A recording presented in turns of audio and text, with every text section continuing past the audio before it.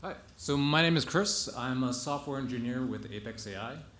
Today I'm going to talk about ROS2, our experiences applying it to the problem of autonomous driving, some of the lessons learned and limitations we found in ROS2 for autonomous driving, and how we're trying to fix that in our product, Apex OS, which is an automotive grade subset of ROS2 for safety critical systems.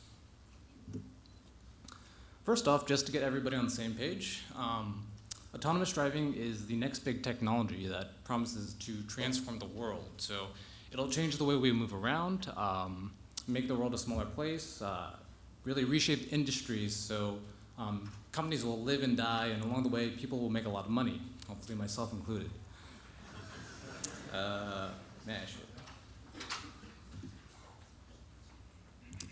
But for all of the promise and hype in autonomous driving, at the end of the day, it's just a big robot. So it's a robot because it's got sensors, LiDAR, camera, IMU, GPS, radar. It's got actuation, throttle, and steering. And in between the two, there's a bunch of algorithms. So that comprises a pretty standard robot. The big part of big robot comes from the fact that a car, and thus an autonomous car, is about 2,000 pounds or 1,000 kilos. It drives around at 30 meters per second, which is about 60 miles an hour, or 80 kilometers an hour. So that's something really big, moving really fast. And if something goes wrong, then it can and will cause a lot of damage, injury, or even death. So I hope all of you will agree with me that autonomous driving is an application where safety is of the utmost importance, or in other words, autonomous driving is a safety critical system. That said, the question that my company spent the first 6 months of its existence trying to answer was, can we use ROS2 to build an autonomous driving vehicle? Where I hope I've established that an autonomous vehicle is a large robot in a safety critical system. To cut a long story short, answer to that is yes. And we can say yes because we actually went ahead and built an autonomous vehicle using ROS2, and you can actually see it running in these videos. Of course, this yes comes with a couple of caveats. One is that our autonomous vehicle is not the highest level of safety that we would be happy with, and second is that we actually didn't build the entire autonomous vehicle using ROS2, only ROS2. We're a company of about 15 people, not hundreds, so we can't really build the entire autonomous driving stack in ROS2.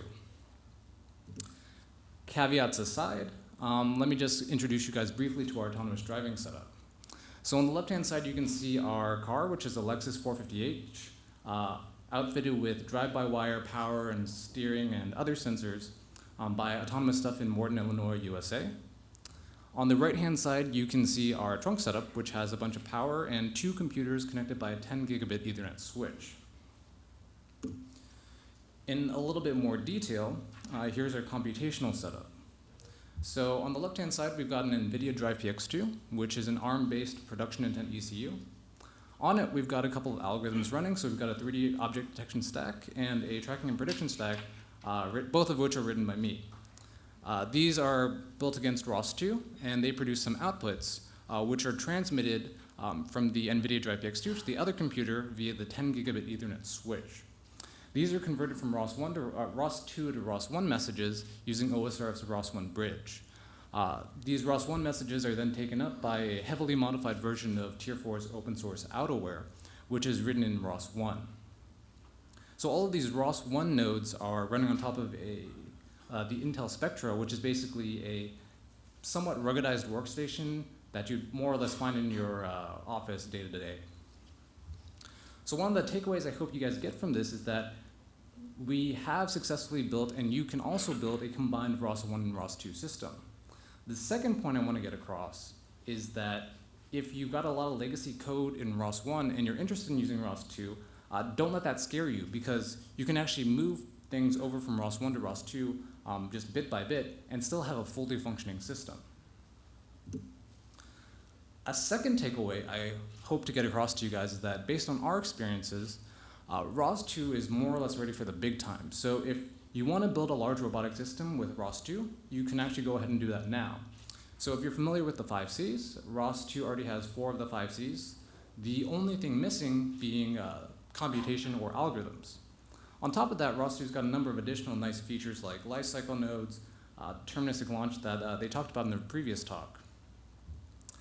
That said, of course, there's a number of good reasons to keep ROS1 around, so there's a lot of tools and algorithms still available in ROS1. But you can use this with the ROS1 bridge together, as we did in our setup. And over time, I'm sure these tools and algorithms will be ported over to ROS2. So, I hope I got across that I'm a big fan of ROS2. It's fantastic to work with. That said, for the problem of autonomous driving, which again I stress is a safety critical application, ROS2 is not quite 100% there yet. So there's a couple of big areas that ROS2 is lacking in. One of which is hard real time, which I'll talk about in a bit. Second are security and robustness mechanisms, which you saw from the previous talk. There are some security and robustness mechanisms, but for a safety critical system, you need many, many more. Lastly, there's testing and certification, for which there's some testing, but no certification. But don't let this steer you away from ROS2 if you're in autonomous driving or any other safety critical application, because my company, Apex AI, has its flagship product, Apex OS, which is a safety critical version of ROS2. Surprise, surprise, this is marketing. Marketing aside, though, the first and probably one of the most important things you need for a safety critical system is hard real time. So a hard real time system is one that takes in some inputs and it will produce a deterministic output, and it has to do this in a given time span 100% of the time. So it's deterministic both in the input output but also its resource consumption. In practice, the way that you achieve a hard real time system is basically two things. One is that you need to make sure your application is static. So all resource allocation happens outside of the runtime loop. Second, you need to make sure that your critical path in your code is finite. So that means it's got a finite and tightly upper bounded number of operations, and each of those operations can execute in a tightly bounded amount of time. With respect to this, ROS2 is still a little bit too dynamic to support a hard real-time system on top of it. So a couple of the sort of hard real-time sins it commits is that there's still some memory allocation. So one important place here is when they're handling a subscription callback, which is a very important pattern. So they allocate memory to catch the message. On top of that, they also make use of some constructs which allocate memory, such as std string, std exception, and so on. Memory allocation in general is an example of a blocking call insofar as it's non-deterministic in its execution time. Other examples of blocking calls that are also present in ROS2 are file I/O, which they use for logging, and I'll talk about how we replace that in a bit. Finally, all of the DDS implementations that ROS2 is built against, that are publicly available at least, are not real time. So what we're doing at Apex AI is that we are making ROS2 static, so we're moving all of the resource allocation outside of the core runtime loop. Second, we're making sure that all the non-real-time components are replaced with real-time components. So that means either swapping them out in bulk or swapping them out at the micro level. For instance, making sure that the mutexes don't block infinitely so that they can time out. On top of that, we're also making sure that ROS2 can be built against various real-time DDS implementations. So one example of a non-real-time component that we swap out for a real-time component is the logging. So by default, in ROS2, the logging macro expands to some function, which by default calls fprintf, which is file I/O, and a blocking call, which is not okay in a hard real-time system. By contrast, what we've done is we've redirected this to our real-time logger, which uses atomics to shuffle a message into a shared memory ring buffer, which is then deterministic because it's an atomic. And then this buffer can then be fleshed out with an idle priority thread, either to disk like a black box or to console. So then that idle priority thread won't affect the greater running of your whole system. Another thing that we've also done is we have provided an alternative to the ROS2 callback, because as I noted earlier, the ROS2 callback allocates memory. What we've done is we've modeled our sort of callback alternative on the wait set from the DDS level, which is similar to a Unix-style select call. In addition to being static, this alternative pattern basically also promotes two important things that you won't necessarily think about with a standard ROS2 callback. One of which is deterministic, is execution order of your operations on your messages. And second is, what do you do when your messages don't arrive in time? How do you react to that? So in a hard real-time, safety-critical kind of system, you need to think about what you do with these, what you do when your messages don't arrive in time. You can, of course, do these things with a standard ROS2 callback, but they don't necessarily lend themselves well to do that. So there's a lot of, it would require extra discipline on your part. Another thing that we are doing, which is somewhat tangentially related to hard real time, is large memory support. So in autonomous driving, there's a number of large messages flying around, for instance, point cloud messages or camera images. These messages can easily be on the order of a megabyte or more in size. And with network-based interprocess communication, as these messages get larger in size, so too does the flight time of these messages. So with these megabyte or more sized messages, the flight time can be very non-trivial, for instance, on the order of tens of milliseconds or more. What we've done then is we've implemented a shared memory transport prototype, and we're working with some DDS vendors to formalize this. What this buys you with respect to real time is that it reduces the flight time of your large messages by an order of magnitude or more. What this then buys you is it reduces the latency in your entire system and then gives you a lot more headroom to hit your hard real-time deadlines. If you're interested in how we kind of did this benchmarking and figuring out where the bottlenecks came from, I highly recommend you listen to my colleague Andreas Pasternik's talk, which is later on in the afternoon. Second, ROS2 has some robustness mechanisms. So they introduced the lifecycle nodes in the previous talk, and William has a talk on ROS2 launch in about 40 minutes, I think. So these are great mechanisms that are not present in ROS1. So they make sure basically that your node is in a good state when it initializes, and it makes sure that it can handle some perturbations and make sure that your individual nodes are in a good running state. That said, with a safety-critical system, you always need more robustness mechanisms, and we're working on adding more of those things in. So some of these things are, for instance, like heartbeats to detect silent failures, or other higher system-level robustness mechanisms to make sure you can recover from somewhat larger faults. On top of that, we were also looking at security. So again, they also introduced security in the previous talk, which was a great introduction. But unfortunately, security is sort of a never-ending battle. And to ROS2's credit, as an organization, they've introduced security from the get-go. But unfortunately, a large robotic system is not just DDS. So there are more forms of security that you need. What we're then doing is we're trying to sort of patch some bigger holes and catch some low-hanging fruit that's easy to fix. For instance, we're adding an executable whitelist to our operating system to make sure that you kind of block against some malicious participants.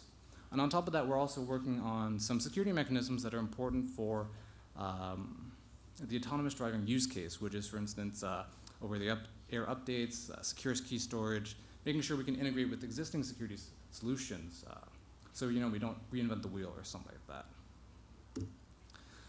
Finally, the last thing I'm going to sort of trash ROS2 about is testing and certification. So I talked a lot about like safety-critical applications and all that stuff, but one sort of elephant in the room is how do you prove that your code is safe?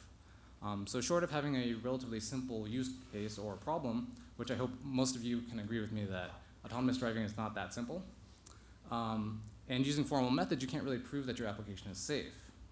What you can do, though, is you can follow a functional safety standard to the letter, and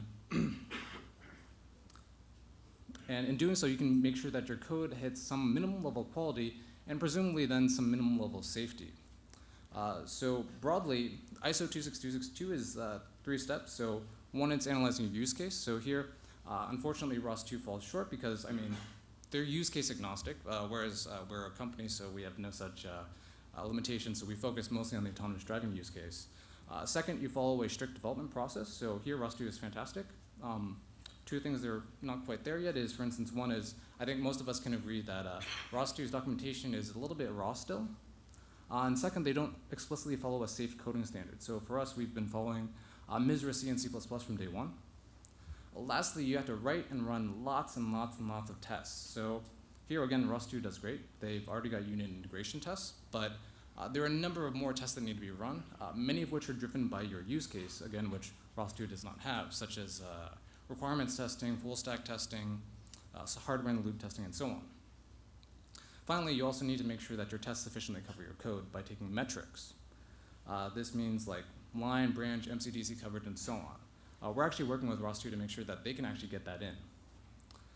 Lastly, one thing I want to stress then is that at Apex AI, we're very, very dedicated to testing. So on the bottom right, you can kind of see that we've got our lab setup. So that's a lot of expensive hardware and sensors for a very small company, wholly dedicated for the purposes of testing. On top of that, we've also got our CI pipeline, which again is also very overdeveloped for a 15-person company. So we do static analysis, testing, coverage, cross-compilation, and so on every commit. That said, I mentioned like, oh, our product Apex OS, this and that. We do recognize that we're standing on the shoulders of the open source community. So wherever possible, we are giving back. So we've open sourced a number of tools that we've developed in-house, algorithms too. On top of that, we're also upstreaming a number of features and bug fixes as we find them to the ROS2 mainline. And I should mention that all of these are links, so when you get that later on. One last thing I want to mention too is that all of these things that we're doing in ROS2 to harden it, make it static and real-time and all that good stuff, we're also doing for algorithms and other building blocks of the autonomous driving stack. So here are some of the things that we're doing to fix up the Velodyne driver, which is the backbone of our current 3D perception stack that you see running on the bottom there. Again, it's very raw. So that is basically what I've got. In short, ROS1 is fantastic for developing a large robotic system, but short of a full rewrite, it can't be automotive grade. That said, that's what we have ROS2 for, which is a full rewrite of ROS. At this point, I would say it's stable enough and feature complete enough for you to do some serious development against, and you can use it with your legacy ROS1 stuff if you want to. And it's very close to automotive grade, and that's what we've got Apex OS for, which is hard real-time, secure, safe, robust, and certified. Last thing, if anything I said interested you guys or resonated with you, feel free to reach out because we're always looking for more talent. That's all I've got, so thank you.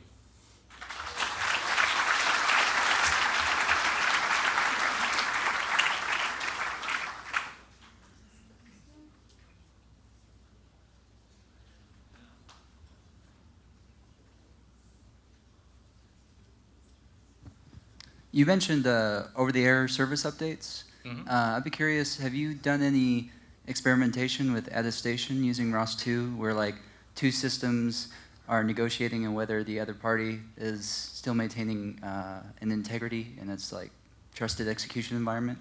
Mm-hmm. So like if you had the computer in the autonomous vehicle verifying that the LiDAR sensor hasn't been modified.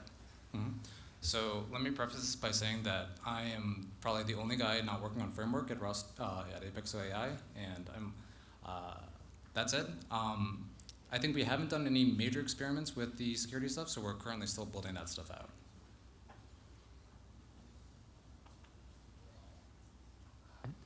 I see you've gone to a great extent to obviously build real-time extensions to ROS2.